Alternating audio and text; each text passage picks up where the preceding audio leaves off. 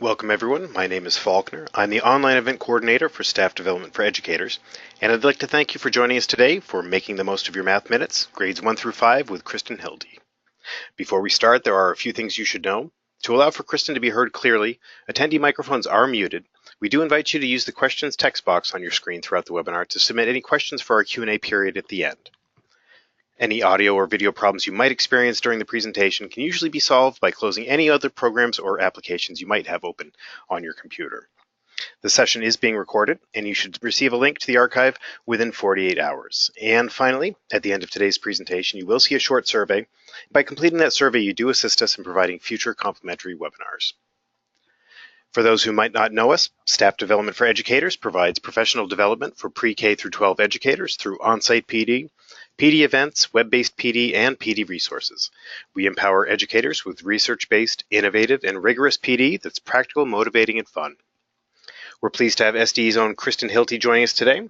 Kristin incorporates 17 years of teaching experience into her idea-packed trainings. She's taught special education students, elementary grades 2 through 5, and she's led her district in the implementation of Singapore math strategies in the adoption of Math in Focus series. Her passion for teaching, combined with her experience using Singapore math methods in the classroom, drives her to share the effectiveness of the Singapore math methods and approaches with colleagues and leave teachers revitalized and eager to implement her ideas. Kristin is also the co-author of Time's Up on Time Test, Teaching Math Facts for Understanding. Welcome, Kristin. At this point, I'm going to turn it on over to you. Thank you very much. Welcome, everybody. And thank you for joining us for today's webinar on making the most of your math minutes. The section we're going to talk about today comes from a longer seminar that I do on guided math. And when we think about guided math, we're looking at how do we structure our math minutes? What does that math block of time look like? So the first question I like to ask everybody is, what does guided math mean to you? And obviously I'm not going to get responses from you, but when we think about that, typically the most frequent response is small group instruction. And small group instruction is a piece of guided math, but it's not the entire everything that we're looking at within our math block. So when the definition I'm going to use for guided math, when we think about it, is a framework that we're going to use to plan our math instruction. And within that framework, we're going to encompass number sense routines, we're going to have student-directed whole group instruction, and we're going to have small group instruction that's based on need, topic, and also fitting in mixed ability levels. When we think about small group instruction, we have different purposes for small group instruction. And so we need to really assess what type of small group am I using and what is my purpose for that small group. So the other components that are included in this framework would be using a consistent math vocabulary, having your students use an interactive notebook or a math journal, and then also allowing for those classroom routines and procedures. So when we put all of that together, if I jump back here to this slide, you can see those are our main components that we want to make sure we have during that math block. So how do we designate our time to make sure that we're covering all of that information? I do not, when I do the seminar on guided math, I share with colleagues that there isn't one correct way to structure your time during the day. You need to account for your teaching style, the students that are sitting in front of you, sometimes your grade level plays into it, as well as the needs of your students. So what I propose and what I share with teachers are 4 different options of ways to structure your classroom time. And that's what we're going to focus on during these next 30 minutes. So the first option that I show is an option that I just call fitting it all in. And this is what I used the last 5 years that I was in the classroom with my students. And so I'm going to kind of walk you through the different components here. As Faulkner said, since everybody is muted, if you do have questions as I go through this, please submit those questions, and then Faulkner will bring those into us throughout the webinar. So the first piece is looking at having some kind of a math review or an idea of using math tubs with your students. Some people call this morning work. Some people will do a daily math review. I really like the new idea that's coming out that a lot of teachers are using, and that is instead of giving their kids written math morning work to do, they're actually giving them math tubs. And in those tubs, they're putting different manipulatives that they would be using later on during their math lessons. We know kids need time to explore with materials. So if I want to teach using pattern blocks, I need to give my kids time before I want to start using those pattern blocks for a teaching purpose. I need to give them exploration time. So by implementing math tubs in the morning, after your kids would come in, get unpacked, make their lunch choice, instead of coming in and getting settled in by having a worksheet at their seat that they have to do, they would get a math tub for their table. And in that tub, they might have pattern blocks. It might start off as explore with the pattern block, see what designs you could create. Could you use 5 hexagons? Could you use 3 triangles? Could you use 2 rhombi? What kind of a picture could you make using this? How many sides do you have? How many vertices are there? I could bring in that vocabulary over time. I could put activity cards into those math tubs. The idea with the math tubs is that in the beginning, it's exploration, and then I'm going to start to put activity cards in there. Some people like to use their math tubs as modified workstations to get their kids interested in the materials. Other teachers like to take those tubs and put STEM activities into the tubs. And the idea is kids are eager and excited to come into your classroom in the morning because they're doing something that is activity-based. You could consider putting a different name to each day of the week. So for example, your math tubs or your math review, if you still want to do a paper math review, on Monday it could be around mental math. On Tuesday it could be about Talk About It Tuesday. You might have vocabulary that you're working on there. A Work Ahead Wednesday, so previewing content that you're about to teach. Throwback Thursday to do some review, and then a Fluency Friday. So that's another idea that you could do there. Math calendar or number sense routines are very important to put into your math minutes. It doesn't have to necessarily be connected to your math block, but you want to allow for about 10 to 15 minutes. If you are using a math calendar program, those are typically language-based, so you're really looking at putting that review in of concepts and also previewing concepts that you're getting ready to teach. The important thing to note with Math Calendar, if you go longer than 15 minutes, for most of the calendars that are out there, you're really defeating that purpose of that calendar. It's meant to be kept short so that you're keeping the kids' attention during that time. Now, the part that you would want to keep together are these next 2 sections where we're looking at that whole group lesson and we're looking at independent practice. And when we're talking about the whole group lesson, what we focus on here is not what we traditionally think of as the way we teach math whole group.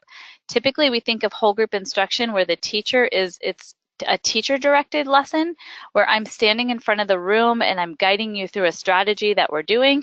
That's not really what we're looking at here. With this whole group lesson, we would have some kind of a math opener at the beginning, an anchor task. It could be a game. It could be a problem of the day. It might be a review of the topic that you did yesterday. But about 5 minutes for that opening activity. And your kids during that time, they're working in small groups or with a partner at their tables. From that opener, you're going to use that opening activity to lead into your lesson for that day. And that lesson is going to follow that concrete pictorial abstract format. So we're going to build that conceptual understanding of the content that we're teaching. The important thing here is that kids have to be actively doing the math. And that means if they should have pattern blocks, they have pattern blocks. If they should have base 10 blocks, they have base 10 blocks. If they should have place value discs, they have place value discs. It's not just one set of materials underneath a document camera. It's not just a teacher modeling what's happening. It's kids actually using those materials to develop an understanding of the concept that's being taught. The teacher's role during this time is to be more of a facilitator. And the lesson is guided through teacher questioning. So it's constantly questioning the kids about what they're doing. During this time, it is recommended that textbooks are put away. The teacher can have the teacher's guide in front of her or him and be using the teacher's guide to facilitate the lesson, but students would not have their textbooks out. If textbooks are open during this time, as soon as you ask a question, typically all students have to do in their textbook is look down at the next example, and they'll see the answer to the question that you just asked. Textbooks can be brought out at the end of the lesson to go back and do a picture review of what you were just teaching. But during the actual lesson part, that textbook should be closed and kids should be actively engaged in whatever that concept is that you're teaching during that time. From that whole group lesson, and during that whole group instruction time, the teacher is also doing formative assessment. Checking for that understanding of each of the students in the room, maybe having a checklist or a clipboard and jotting down notes. What do you see taking place? What conversation are you hearing? Which kids are still struggling with this concept? So that then when you get to the independent practice time, which would immediately follow that whole group lesson, this is a small chunk of time, 10 to 15 minutes. Kids would be assigned some kind of a task to do that was just followed the lesson that was taught. This can be a worksheet, it can be a journal prompt, it could be where kids are writing maybe 2 more problems that they have to solve, similar to ones that you just did. It could be problems from their textbook. Whatever you find for independent practice that goes along with the lesson that was just taught. As you have students working on independent practice, the teacher is going to pull back the small group of students that were struggling during that whole group instruction.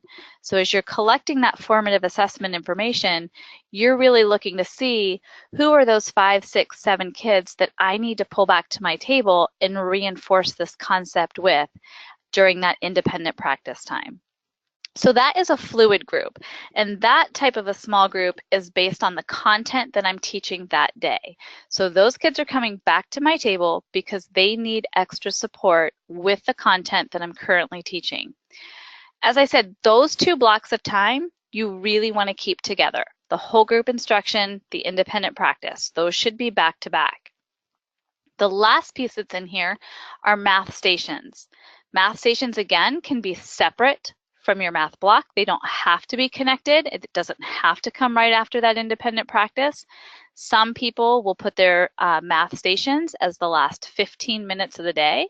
Some people will put their math stations backed up to recess. So it's wherever you have time within your day to put math workstations. The way I found what worked best for me in my classroom was that I had 5 stations each week. So I took my kids, I split them into 5 mixed ability groups, and each group went to 1 station a day. That way I didn't have transition time. When I did a different type of format, which we'll look at here in a few minutes, and my kids where we had a lot of transitions between, that took away a lot of my minutes. As soon as I made it where my math stations, we just went to 1 a day, not having those transitions really helped me maximize my time with my students. I was not one of those stations, so I had 5 stations. Each group went to 1 station a day for 15 to 20 minutes, however much time you have to put this in there. They are in mixed ability groups. And what I do during that time is I pull kids 1-on-1 or 2-on-1 back to my table for remediation. So to be able to target your Tier 2 and Tier 3 intervention kids, this is when you can go back and work on filling in those gaps.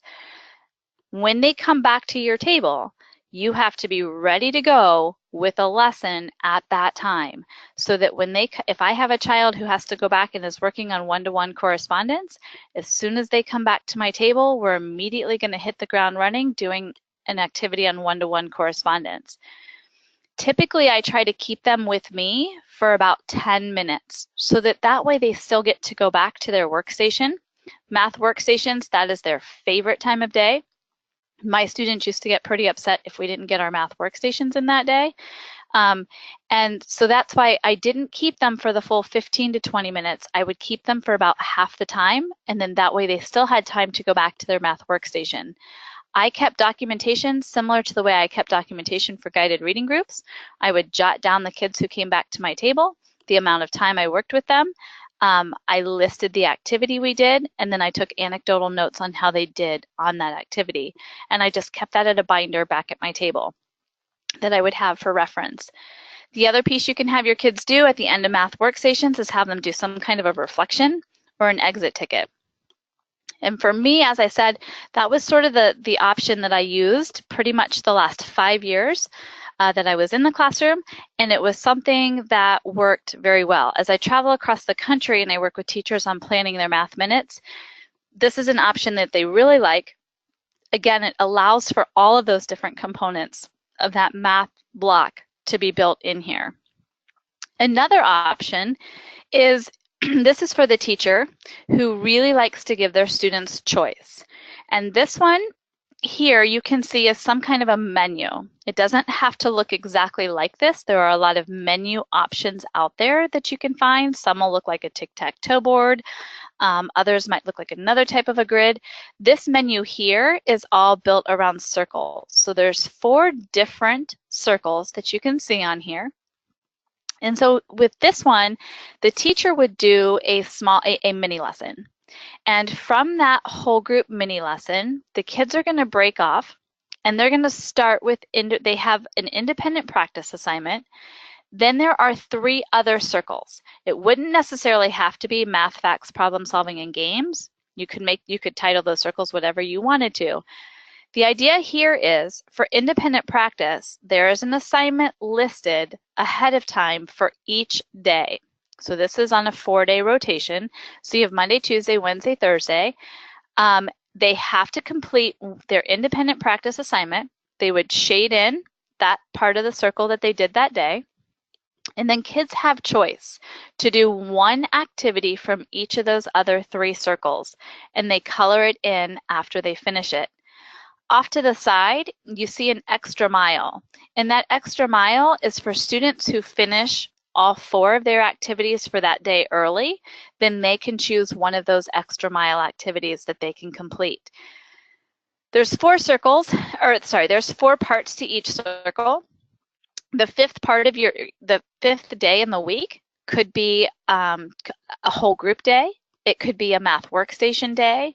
A lot of times we have 4-day weeks. So by just having a 4-day week, you wouldn't have to worry about taking off that 5th day here. You could even divide the circle into 3 parts. So maybe you do this for 3 days during the week. The other thing that I like to point out to teachers too is that if you like this menu example and you're thinking, oh, but I don't really want to do this every day, with all the different options I'm showing you here, it doesn't have to be just black and white. You don't have to just choose one of these options and do it the same way every day. You might want to combine a couple of these together. So you might go back and say, well, I really like that whole group independent practice part here, and so maybe we'll do that on Monday. And then maybe Tuesday, Wednesday, Thursday, Friday, we would set up using this kind of a menu system where it's a smaller mini lesson at the beginning of the math block, and then they're going into these different types of stations here. So there is flexibility to combine different options together. The other thing you can keep in mind with a menu, you could color code your menus, so you could differentiate them. So what you're putting into that independent practice circle, you could differentiate for different students what assignments that you're giving them, and then copy them on different colored sheets that you could pass out to different groups. That's just another option you could do there. A third option that we have, this one here is similar to a daily 5 that we talk about in language arts, but this one here is going to be a daily 3 for math. And so what they're doing here is there's a mini lesson that the teacher would do. And again, the mini lesson is only meant to be about 5 to 10 minutes on whatever that content is that you're covering during the time. And then your kids are going to break off into those 5 different areas: math with self, math with a partner, math facts, math challenge, and math with the teacher. So you are going to have a group of students who come to you after that mini lesson. So they'll come to you, or they'll break it off into those 5 different areas.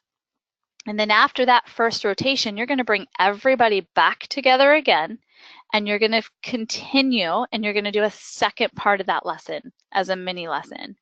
And from that second part, they're going to break out and they're going to go back to another one of those 5 different areas. A lot of teachers that I talk to that use this type of an option, they only do 2 breakouts.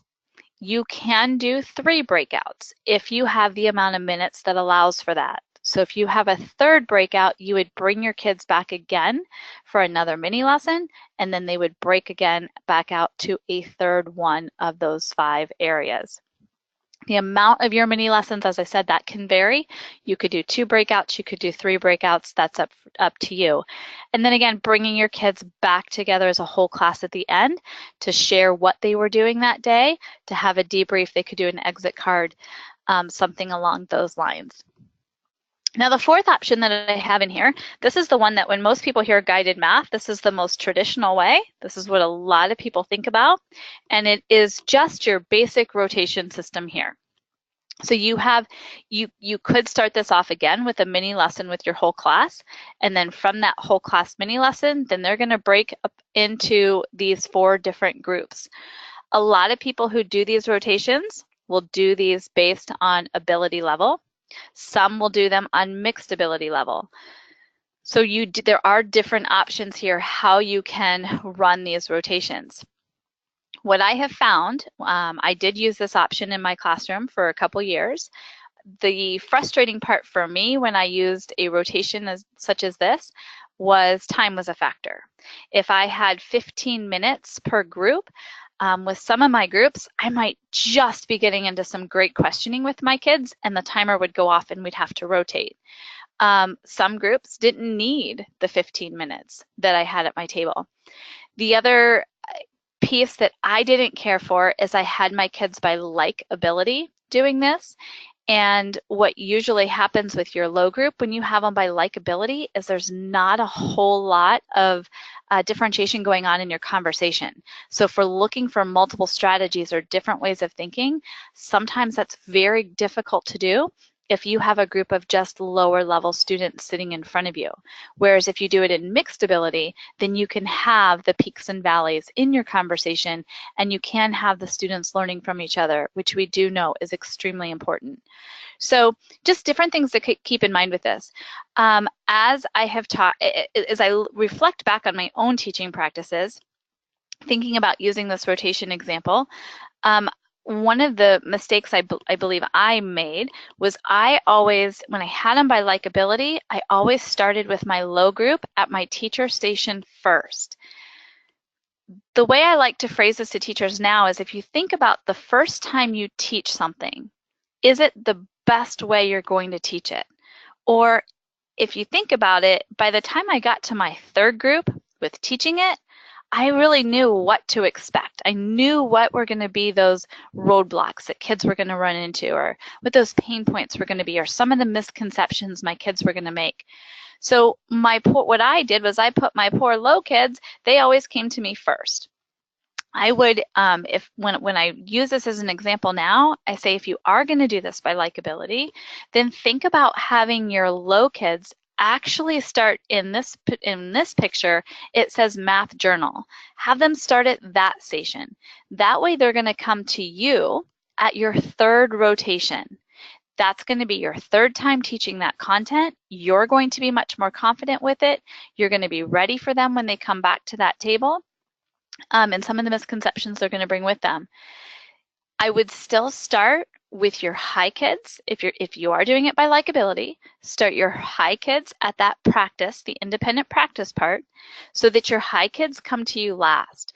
What this is going to do for you is if your high kids come to you last, sometimes your high kids don't need you for that full block of time. Sometimes you can give them an enrichment activity that they can work on in a small group.